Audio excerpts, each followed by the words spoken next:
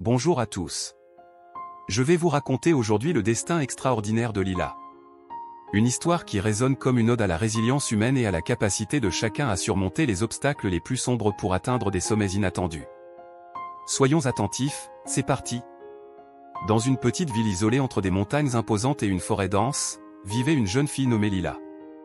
Abandonnée par ses parents dès son plus jeune âge, elle a dû apprendre à se débrouiller seule pour survivre. Malgré les épreuves et les difficultés, Lila avait un courage et une détermination qui semblaient inébranlables.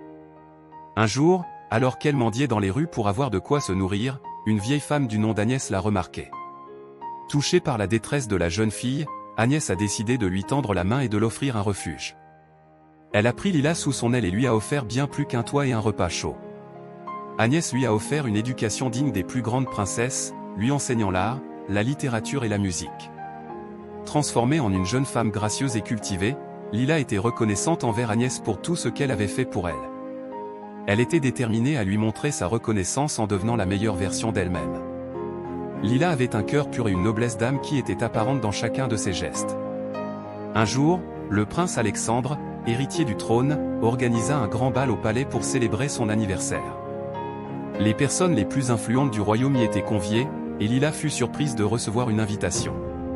Vêtue d'une magnifique robe offerte par Agnès, Lila se rendit au bal, incertaine de sa place parmi la noblesse.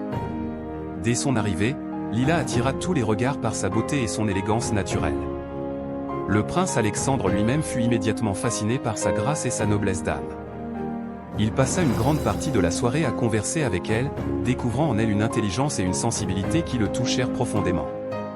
À la fin de la soirée, le prince Alexandre prit la main de Lila et lui fit une proposition inattendue, il lui offrit de devenir sa princesse, de partager son trône et sa vie.